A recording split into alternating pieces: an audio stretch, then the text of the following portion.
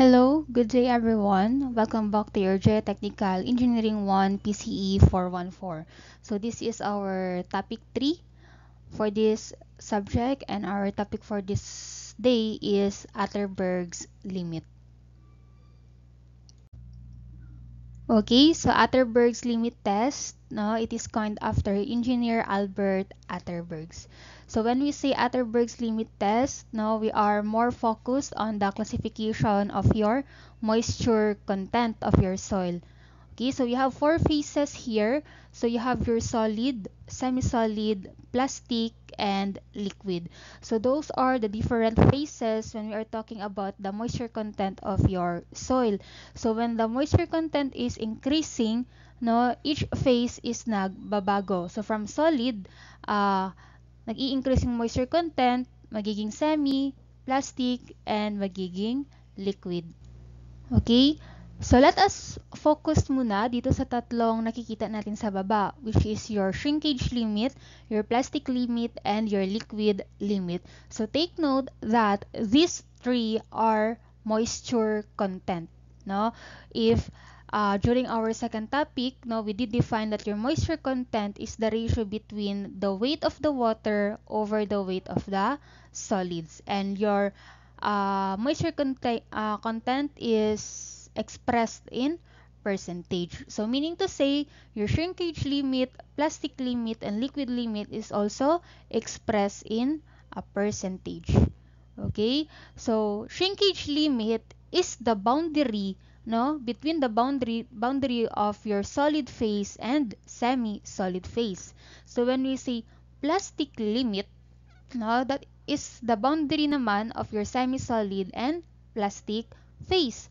And lastly, when we say liquid limit, that is the boundary between your plastic phase and liquid phase. So we will know the value of our Atterberg's limit, no, when that is done doing by experiment or laboratory.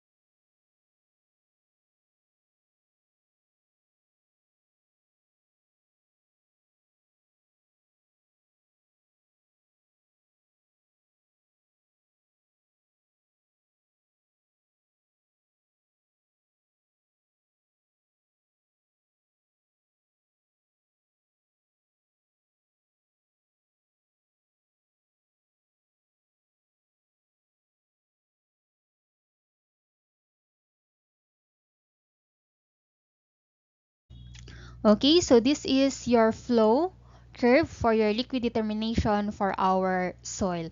So x-axis, this is your number of blows, that is in logarithm.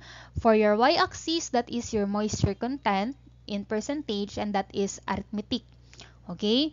So, for example, no, stated kanina sa introduction that yung ating liquid limit test using Casagrande method can be done with many trials, no? So for example, we have 4 trials. This is the result for trial 1, trial 2, trial 3, and trial 4. So as you can see, no, that is linear, no? Magkakaroon tayo ng straight line. But then again, no, using these 4 trials, hindi natin makukuha pa yung liquid limit. It's because your liquid limit can be seen at a blow of 25 drops. Okay, so kapag nagpa-flow chart tayo or gumagamit tayo ng flow curve ninyo, it is very easy to find the value of your liquid limit if ipa-plot natin siya sa drawing paper. No, pero mahirap man mag-drawing paper kapag newsprint at saka bond paper yung ginagamit, no? Sige lang, meron tayong technique niyan mamaya.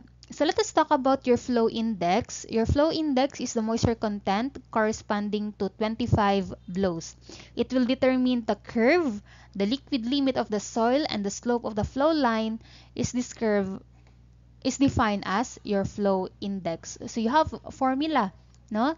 That is the difference between your moisture content 1 minus moisture content 2 over log of N2 minus N1, where your N2 and N1 is the number of blows and your W1 and W2 is the moisture content, respectively. Okay, so let us try this example. No? So you have 4 trials. Trial 1, you have 35 blows.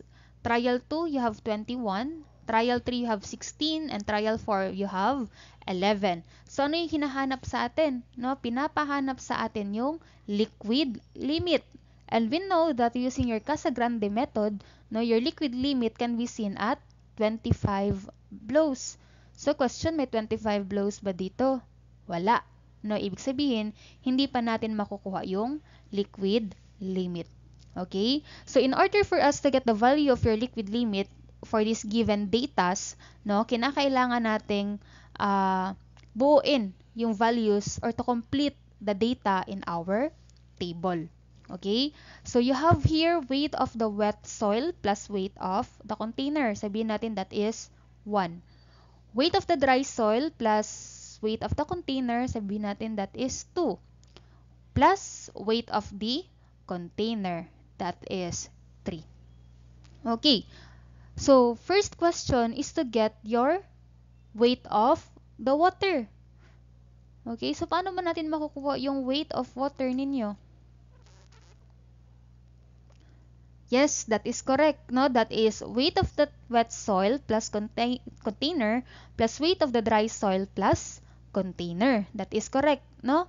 Pag ibabawas natin yung basa at yung tuyo, no, makukuha natin yung weight ng water.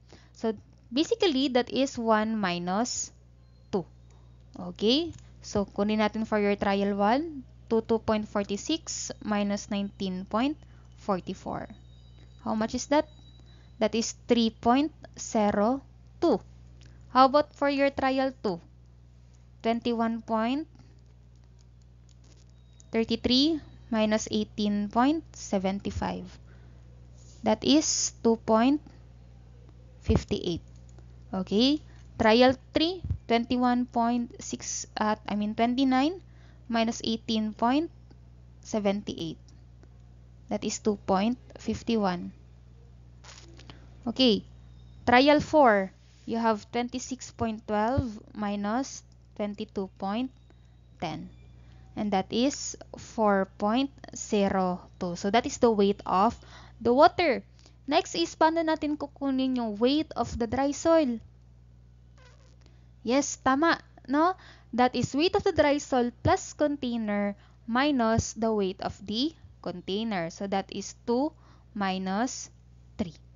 Okay, baka nagtaka kayo sa weight of the water, bakit hindi natin hindi natin minus ng weight of the container? Maka-cancel lang yan.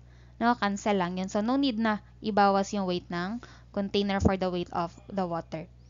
But for the weight of the dry soil, that is 2 minus 3. Therefore, that is 19.44 minus 12.76. So, that is 6.68. Trial 2, 18.75 minus 13.06. That is 5.69. Trial 3, 18.78 minus 13.26. 5.52. Trial 4, 13.27 minus 4.02. That is 9.25. Okay? Sabihin natin that yung weight of your water is number 4 and weight of your dry soil is number 5. Okay. Last table na, no, na pupunuin natin. That is your that is your water content. And how will you get your water content?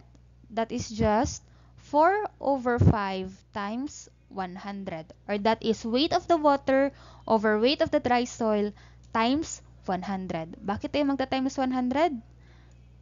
Para maging percentage. Okay. So, trial 1, 3.02 over 6.68 times 100. That is 45.2, 3 decimals tayo, 211. Tama ba? Okay, trial 2. For trial 2, you have 2.58 over 5.69. And that is 45.343. Okay, so check na lang. Itama yung values ko ha. Trial 3, you have 2.51 over 5.52.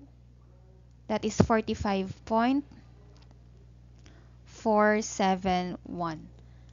Next, for trial 4, so that is 4.02 over 9.25.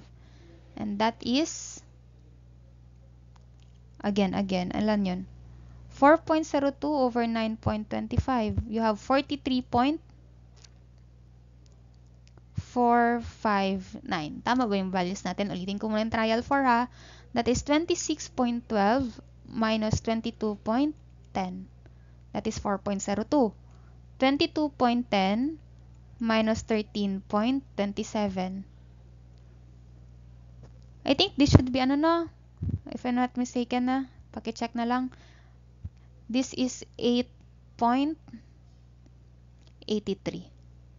No? Baka napansin nyo na yun kanina pa.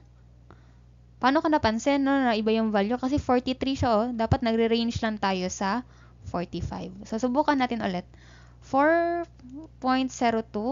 over 8.83 times 100. Oh, yan na. That is 45.527. And those are your moisture content, no, for your trial 1, trial 2, and trial 3, given that you have different blows.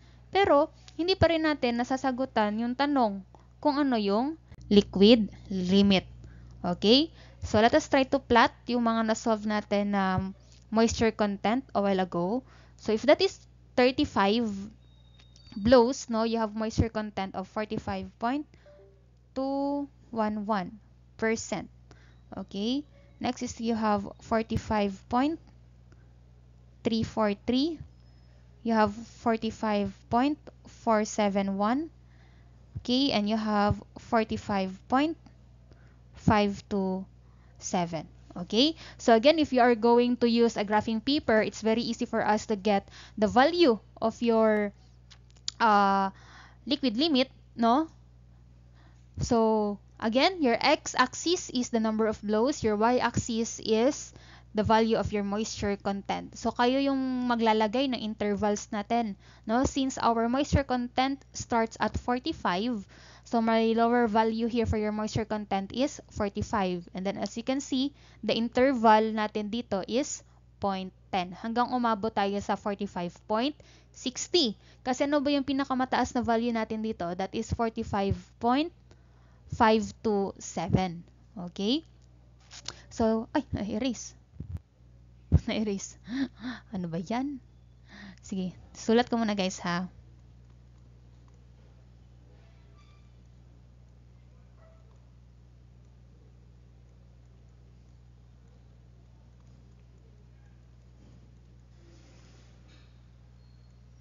Okay, so lahat ng moisture content natin is expressed in percentage. So, kung atin to siyang i-graph sa ating flow chart or flow curve of your liquid limit, no?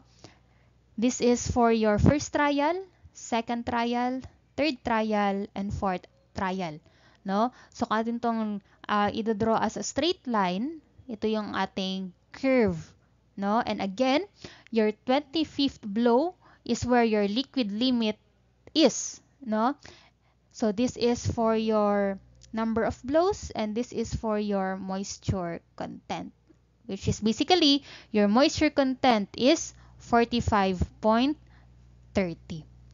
Okay, that is using your flow curve.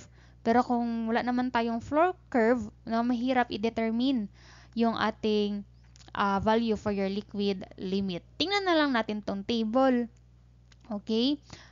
Tingnan natin yung table dito. May nakikita ba tayong number of blows which is 25? Kasi alam natin, again, liquid limit is at 25th blow.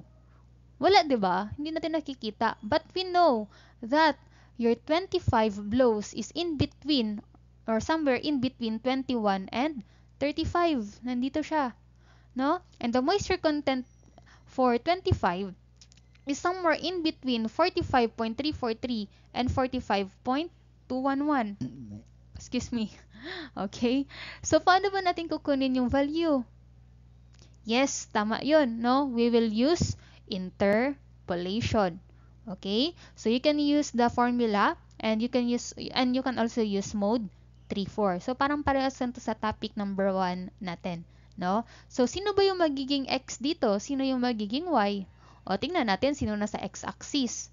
Yung x-axis natin is the number of blows. Your y-axis is your moisture content or water content. Mode 3-4, since this is logarithmic, no? So, you have x and y. So, you have 35 and 21. You have 45.211 and you have 45.343. Sige nga, paki-input mo na yan sa inyong calculator.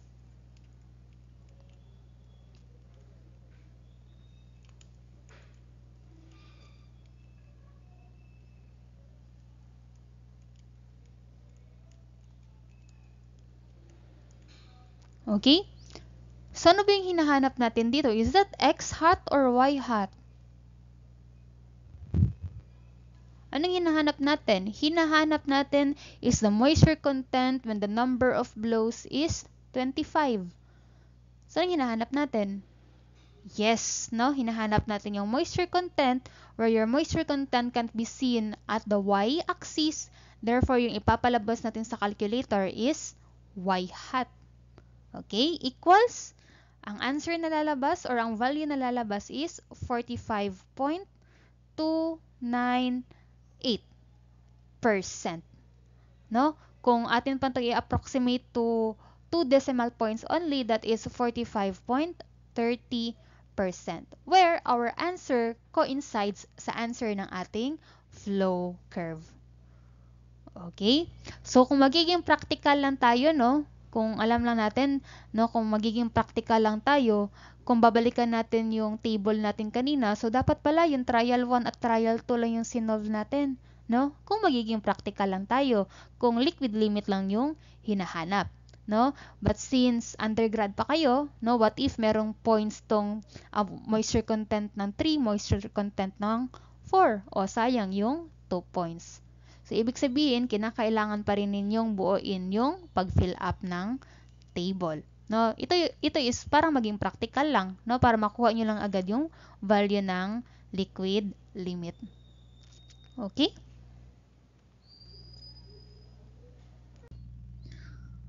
Okay, so let us try your Atterberg's limit for your plastic limit test or your PL. Okay, gawa tayo ulit ng laboratory. Now, first step is to get an air-dry soil sample. Next is sieve that one to number 40 sieve, add distilled water, and make a soil paste. Okay, so dito parang babalik lang tayo sa pagkabata. Bakit? No? Kasi yung soil paste natin is i-roll natin into parang siyang ellipsoidal shape, no? Which is parang ginagawa natin sa clay natin dati, no? Ifa-flatten natin yan hanggang umabot yung diameter nito into 3.2 mm. Okay?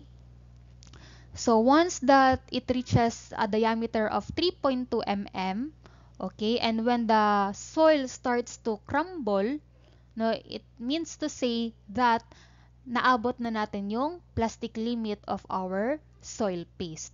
Ano ba yung ibig sabihin ng soil crumble? Okay, so when we say soil crumble, yung soil natin na ating niro-roll, no, nagbe-break na siya or parang nag-shear na siya, no, naghihiwalay-hiwalay na sila. Okay, so that is when your plastic limit is defined. Okay, so we have here your example number 2. So data shows the result for an experiment.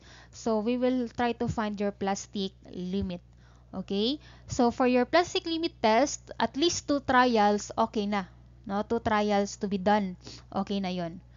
So you have weight of the water, weight of the dry soil, and weight and the water content. Okay, as you can see, wala na tayong number of blows dito, no? Unlike sa liquid limit. Kasi, hindi naman natin minumove up and down yung ating soil, no? Niro-roll lang natin siya.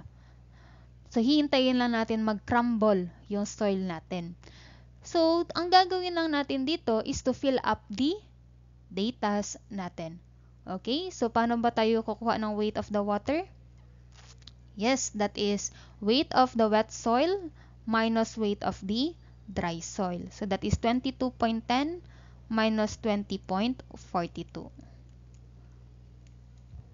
So this is 1.68. How about for trial 2? 21.77 minus 20.19. That is 1.58. Weight of the dry soil. That should be weight of the dry soil minus weight of the container. So you have 20.42 minus 13.07. That is 7.35. You have 20.19 minus 13.18, and that is 7.01. So get the water content or the moisture content. Okay, that is the ratio between your the weight of your water over the weight of the dry soil times 100 para maging percentage. So you have 1.68 over 7.35 times 100, and that is 22.857. Use 3 decimals na lang, no, para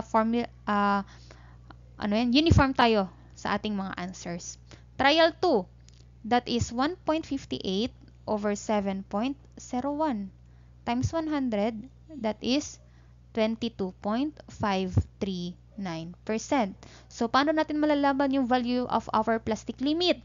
Kung kanina, malalaman natin yung liquid limit if that is at 25th blow. Okay? So, for your plastic limit, ang gagawin natin dito is just to get the average ng lahat ng moisture content na nakuha natin. And that is moisture content 1 plus moisture content 2 divided by 2.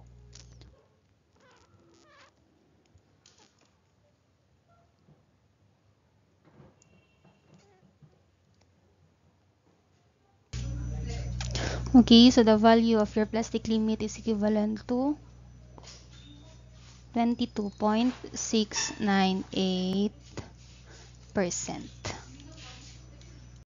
Okay, so let us try another your Atterberg's limit test. Now that is using your cone penetration test. So let us try to get your liquid limit test.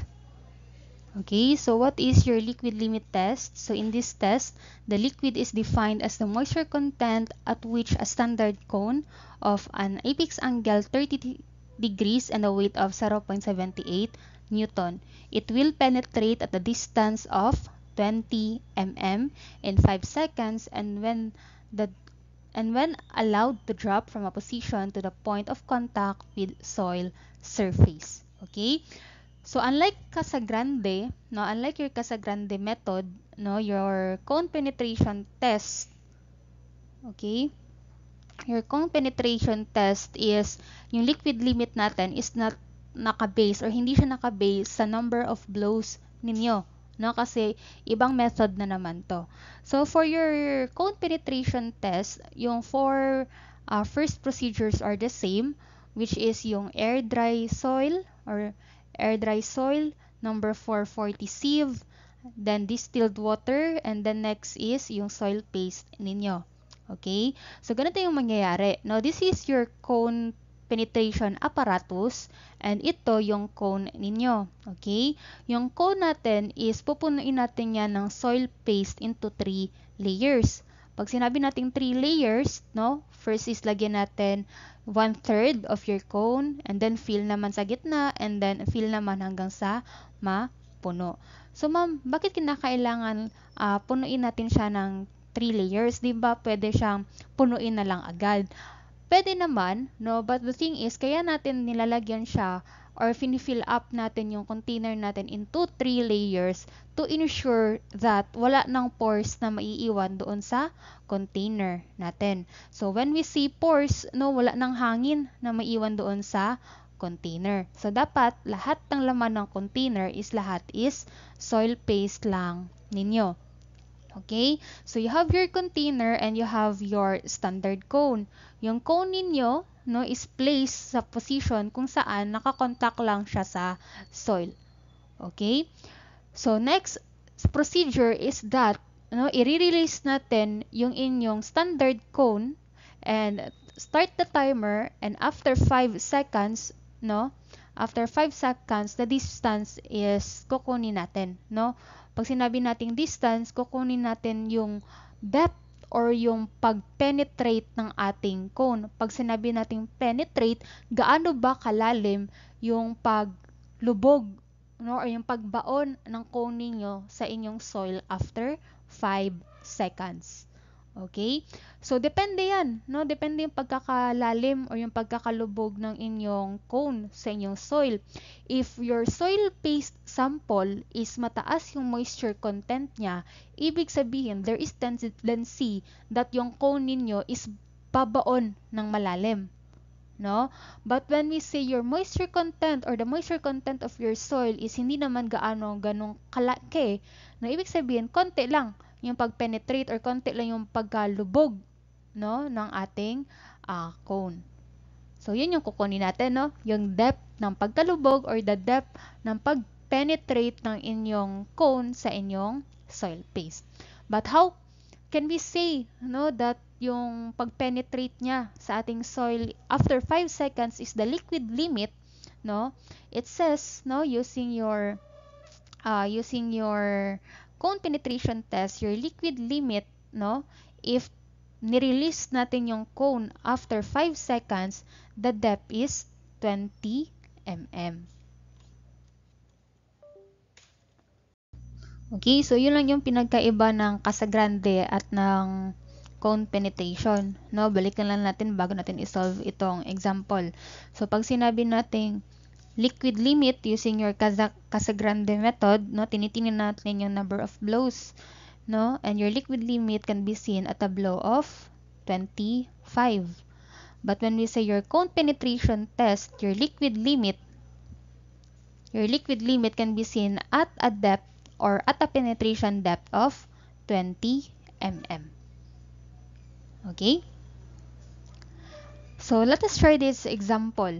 Okay, so a liquid limit using a cone penetration, the following readings were recorded and tabulated as shown. So let us try to get the liquid limit, no? using your moisture content and your cone penetration. So your moisture content is expressed in percentage and your cone penetration is expressed in mm. So this is your flow curve. Your x-axis is your penetration and your y-axis is your y-axis. No, this is the logarithm, or I mean the logarithmic, okay? And this is for your moisture content. Arithmetic tayo for your moisture content. Okay? So, sa interval, kayo na ulit bahala, no? But normally, what I did is by 20 yung interval natin. So, dito, makikita natin yung different trials. Trial 1, trial 2, trial 3, and trial 4. Okay? So, sabi natin, we can find your liquid limit using your cone penetration test at a penetration of 20 mm. May nakikita ba tayong 20 mm sa ating cone penetration? Wala.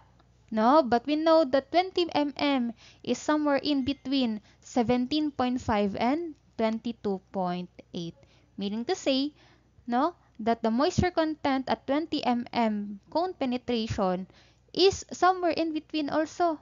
No? Between 47.5% and 58.1%. So, paano natin makukuha yung value?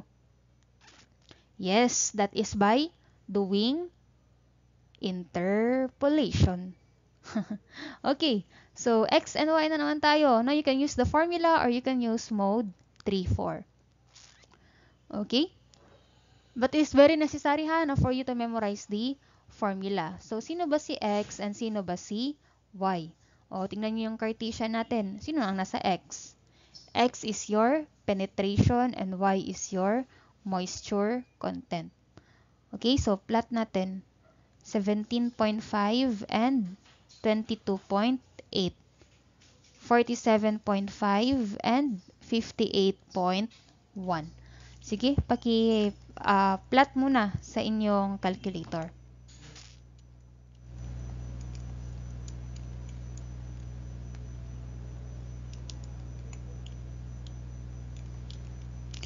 So, how will we get our value? No, paano natin makukuha yung ating liquid limit? Sino ba yung ipapalabas natin?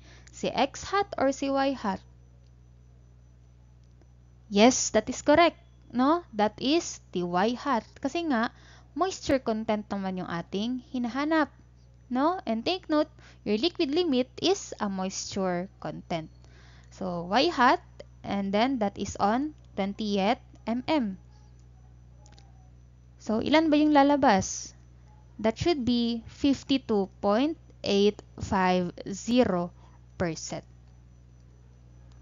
Okay, so tingnan natin using your flow curve. First trial, second trial, third, fourth trial. Okay? And your liquid limit can be seen sa 20 mm na penetration. And that is equivalent to 52%. Sana nagets yan. Okay? Next problem is to solve your plastic limit of the soil using your cone penetration test. So you have trial 1, trial 2, 3, 4, and 5. So what are the given? The given are the weight of the moist soil in grams and weight of the dry soil in grams. Okay. So, the same formula lang naman to kung paano natin kinuha yung inyong plastic limit, no, where kukunin lang natin yung average. Meaning to say, moisture content 1 plus moisture content 2 hanggang moisture content 5 divided by 5. But the problem is, wala tayong moisture content. Binigyan lang tayo ng weight of your wet soil and weight of your dry soil. So, paano natin kukunin yung moisture content? No, ganito lang yan. Moisture content is equivalent to weight of moist minus weight of dry over weight dry. Times 100 para maging percentage. Okay? So, simulan natin. Can you get your weight 1? Okay? Parang paresan pa rin ito sa ginawa natin kanina. Ang pinagbago lang is that wala na tayong ima-minus na container kasi hindi naman siya pinasify sa problem na may container pa. So that will be, for trial 1, okay, 128.4 minus 115.4 over 115.4. Okay, pakicheck na lang yung values ha. Baka mamali ako sa values. 0.4 minus 11.4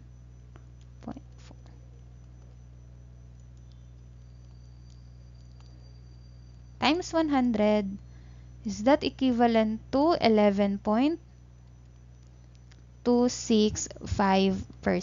Okay, pakicheck nyo na lang ha. Moisture content for your trial 2, that is 117.8 minus 104.9 over 104.9 times 100. Ilan yan? Same ba tayo na nang nakukuha? That is 12.297%. How about for moisture content 3?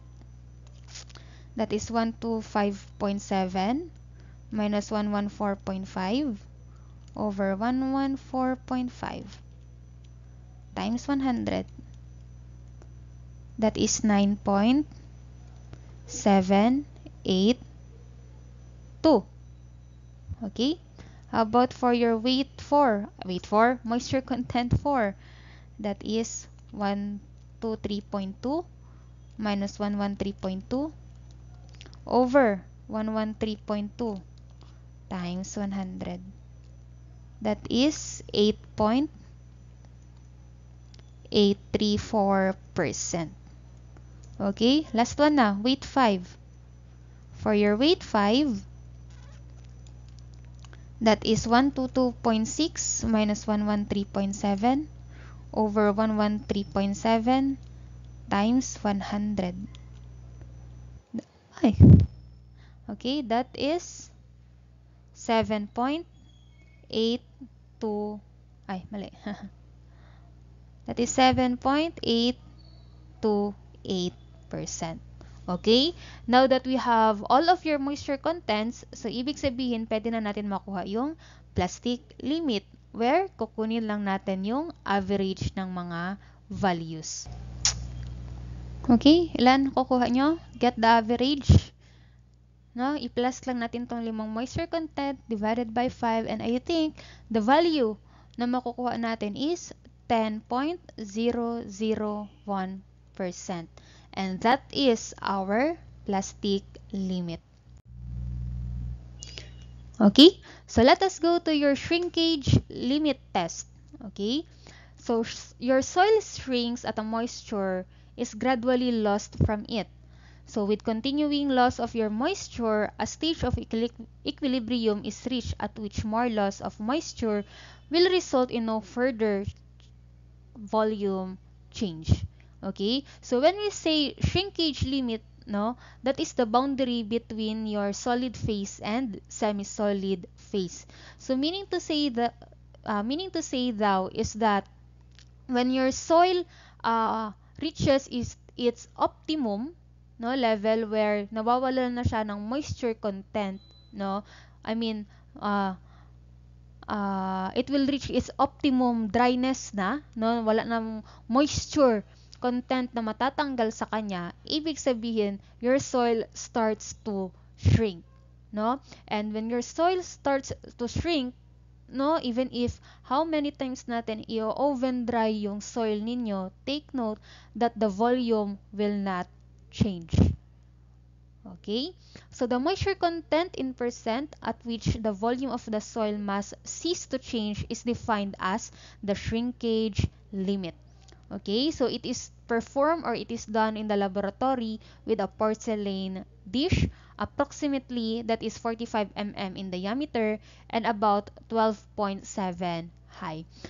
So for this step, no, kung gagawin natin to sa laboratory, no, experiment, the first 4 steps are the same, which is the air dry soil, sieve to number 40, add distilled water, and make a soil paste, no? Yung soil paste natin is ilalagay natin siya sa porcelain dish, no, with a diameter of 45 mm at may kapal na 12.7 mm.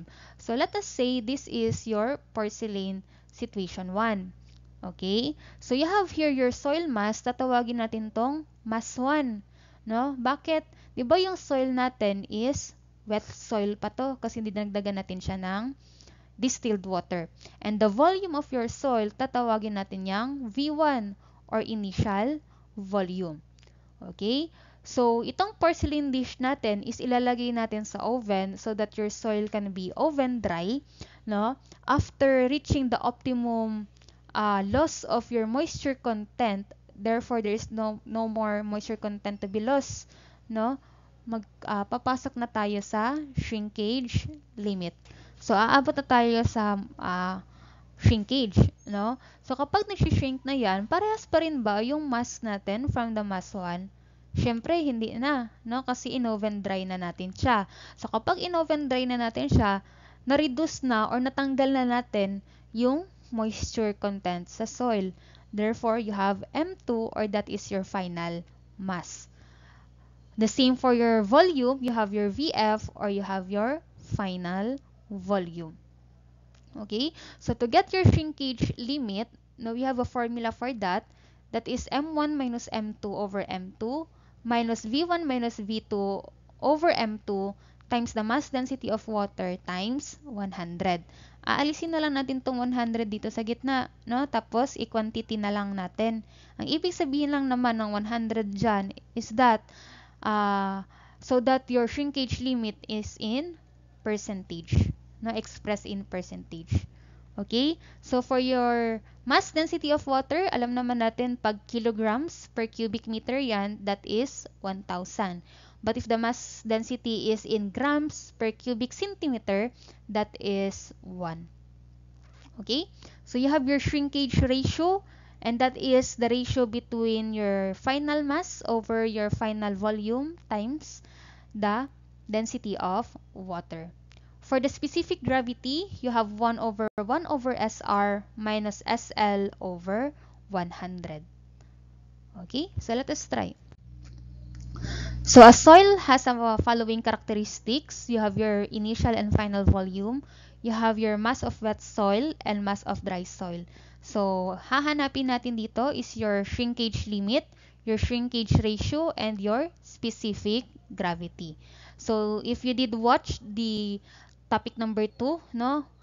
You can now understand bakit yung specific gravity natin is GS and not SG. Okay? So let us try to answer letter A, which is your shrinkage limit, no? And the formula of that is SL quantity M1 minus M2 over M2 minus V1 minus V2 over M2 times the density of water times 100. So this is your V1, this is your V2. So how about for the mass? Sino yung mass 1 natin? Or sino yung initial mass? Yes, that is correct. No, your initial mass is the mass of wet soil. And your final mass after in-oven dry yung soil, that is your final mass. Okay? So substitute lang natin to sa ating formula. So you have 45 minus 31 over 31 minus 25 minus 16 over 31 times 1 times 100. How much is your shrinkage limit? Okay, pause nyo na lang, no? And the value for your shrinkage limit, that is 16.129%. And that is for your letter A. Letter B is for your shrinkage ratio. And the formula is final mass over final volume times the density of water. So you have 31 over 16 times 1. Therefore, your shrinkage ratio is, that is 1.9375. Okay? Or using 3 decimals pala, no? That is 1.938. Okay? So, that is unitless, no? Shrinkage ratio. That is your value. Next is for your specific gravity, and the formula of that one is GS is equal to 1 over SR minus SL over 100. Therefore, you have 1 over 1.938 minus 16.129. O, wag na natin ito lagyan ng percentage, okay? Kasi i-divide rin naman natin siya sa 100. Okay? Okay, and the value for your specific gravity is equivalent to 2.819. And that is your answer. Formula based lang, no? So you need to memorize these 3 formulas for your shrinkage limit test. Okay? Another one for your shrinkage limit test, no? Pwede natin to makuha by using your plasticity chart. Okay? So these are the legends, no, na makikita natin dito sa ating chart. So for your x-axis, that is your liquid limit. Your y-axis, that is your plasticity index. So this line is tatawagin nating U line, where that is Pi is equal to 0.9, quantity LL minus 8.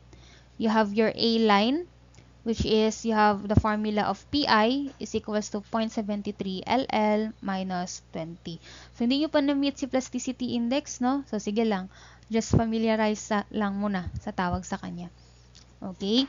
So according to this chart, makukuha natin yung value ng shrinkage limit ninyo if yung U line natin and A line natin will intersect. Okay? So given the problem that you have 70% of liquid limit and you have 20% of plasticity index, so find the value of your shrinkage limit. Okay? So, ang gagawin lang natin dito is ipa-plot natin to sa ating plasticity chart. Okay? So, that is 70% and 20%. So, paano ba natin to ipa-plot sa ating chart, no? So, going back to your analytic geometry, no? Diba that kapag nag-plot tayo, dapat meron tayong ordinates, no? Which is your x and y. So, dito, sino ba si x? Yung x natin, that is your LL. Yung y natin, that is your PI. Okay? So, 70 and 20, so both are positive. No? Positive. So, dito natin makikita yung 70 and 20. This is your coordinates, no? Ordinates rather. That is 70 and 20. So, according to this one, no, sabi ko kanina, kailangan natin i-intersect yung U line and A line. So, kinakailangan natin kunin yung relationship nilang dalawa. No? Paano natin gagawin yun? That is to equate your U line sa inyong A line. No? Because you can see they are both plasticity index formula. No? Kung i-equate natin yan, that is Pi is equals to Pi. Okay? So, Pi for your U line, that is 0.9 LL minus 8. And the Pi for your A line, that is 0.73 LL minus 20. So, by this, ibig sabihin, pwede tayong magkaroon ng bagong ordinates para ma-intersect natin yung U line at A line.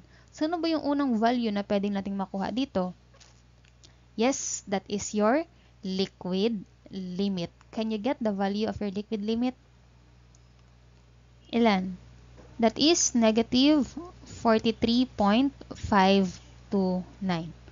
No? Sige, lagyan natin ng percent. How about for the value of your PI? O, paki-input na lang yung value nito. Dito na lang tayo sa U line. Paki-input yung LL as negative 43.529. Therefore, you have 0.9 times negative 43.529 minus 8. That is equivalent to how much? That is negative 46.376%.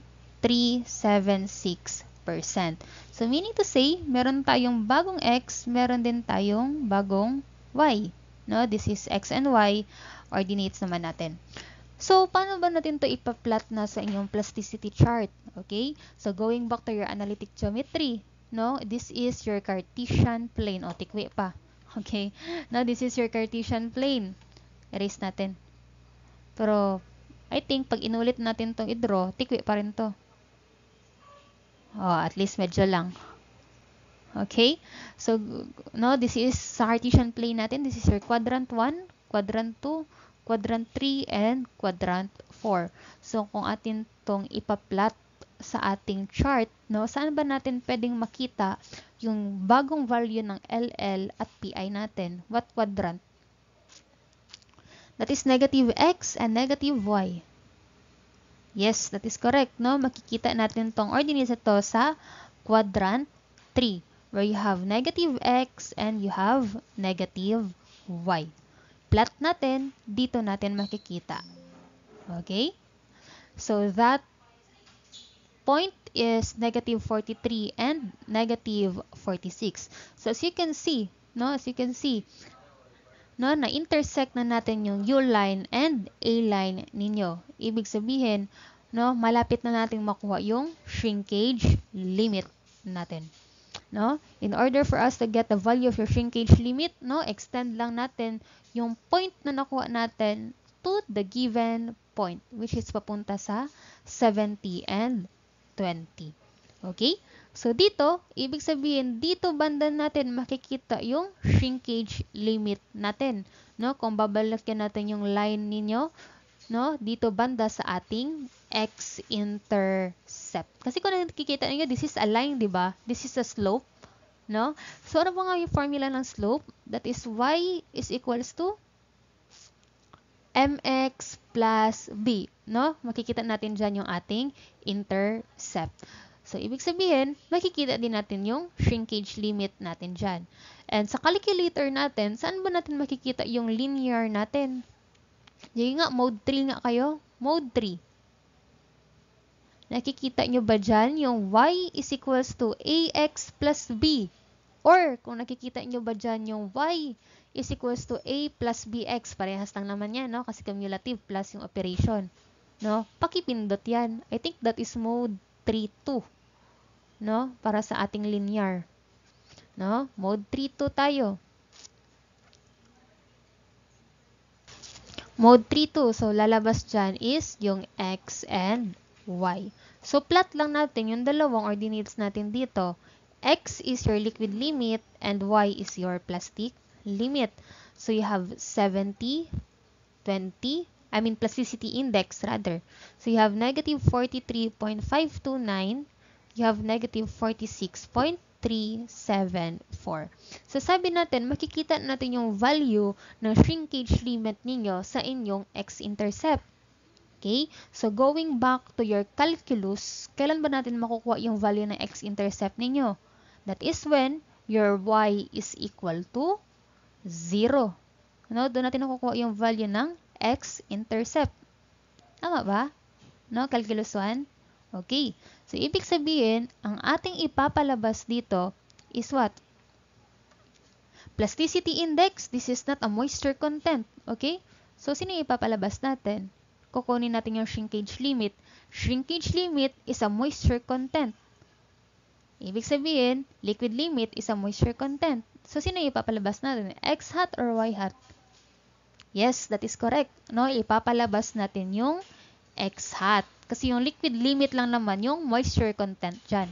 No? But since using the parameters nito, shrinkage limit yun. Okay? So, sabi ko kanina, no, makukuha natin yung value ng inyong x-intercept if the value of your y is 0. So, ilan? Ito. That is equivalent to 35.791%. And that is your shrinkage limit using your plasticity chart. Okay, so let us talk about your soil indices. No, these are the miscellaneous of the topic for your Atterberg's limit. Okay, so these are the formulas for your soil indices.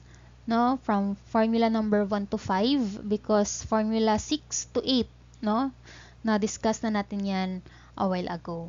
No, so credits for this formula from the book of Besavilla. So you have here your plasticity index. So your plasticity index is the difference between your liquid limit and your plastic limit. So yung plasticity index natin, this is where our soil starts to act like a plastic material. Okay? So Pi is equals to LL minus PL.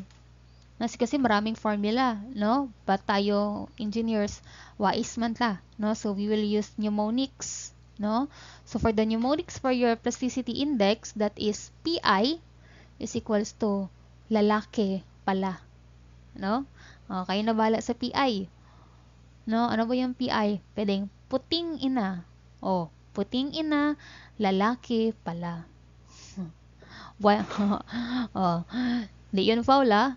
Okay. Number 2, you have your liquidity index. You have your Li is equals to your moisture content minus PL over LL minus PL. So, pag sinabi natin your liquidity index is moisture content minus PL over PI, pareha lang ba yung ibig sabihin yan? Itong formula nito tsaka formula niyan, parehas lang ba? The answer is yes. Because ano ba yung PI? PI is LL minus PL. Okay? So your liquidity index will tell us what is the characteristics of our soil.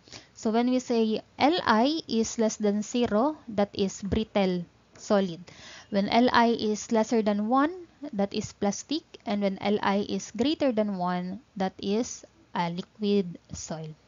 You have your consistency index, that is LL minus your moisture content over LL minus PI. Flow index and toughness index. You need to memorize those formulas. Okay, so let's try this example, no? Which is, kukunin natin yung value ng inyong liquidity index. Bakit liquidity index na lang? No? Kasi sabi dito, letter A, liquid limit, letter B, plastic limit, and next is your liquidity index. Okay? Liquid limit natin kanina, nakuha na natin. No, that is 45 point. Hindi ko maalala. Balikan natin mamaya, no? What is your PL? Nakuha din natin to kanina as 22 point something. O, balikan muna natin. Okay, so going back to your example 1 and example 2, nakuha natin yung liquid limit natin as, okay, your liquid limit is equivalent to 45.297% and your plastic limit is 22.698%. Yan yung previous na na-solve natin kanina. Okay, and for letter C is to solve for your liquidity index, and again, the formula for your liquidity index is moisture content minus PL over LL minus PL. So, wala na tayong problema sa liquid limit and plastic limit, no? So, the only problem is your moisture content. Okay? So, to get the value of your moisture content, makukuha natin to sa table ng natural water content. So, the same steps, no, kung paano natin kinuha yung moisture content natin a while ago, no? For example, sa plastic limit, ganun pa rin. That is wet soil minus dry soil, o minus natin yan. 17.94 minus 14.84. Ilan yan? That is 3.13. Okay? 14.84. 14.84 minus 7.84, that is 7. Okay, tama ba? 17.94 minus 14.84. That is 3.1 lang pala. Okay, that is, 3.1. Okay, to get the moisture content for trial 1, that is 3.1 divided by 7 times 100. Ilan yan?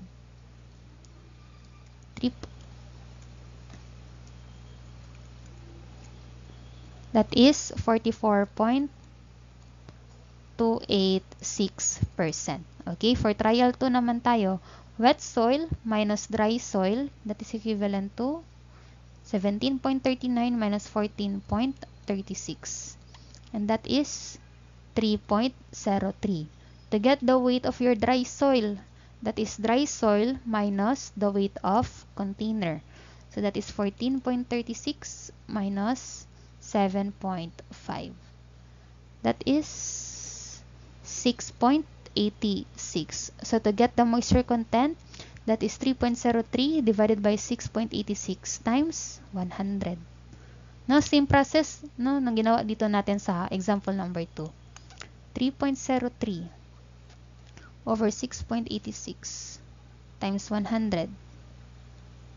And that is 44.169. So to get the value of your moisture content, that is just trial 1 plus trial 2 divided by 2. So kukunin lang pa rin natin yung average. So you have 44.286 plus 44.169 divided by 2. And that is equivalent to 44.228%. Therefore, we can now solve for your liquidity index. And that is 44.228 minus 22.698. Huwag na natin lagyan ng percentage kasi makakancel lang din naman. So you have 45.297 minus 22.698. Ilan yan?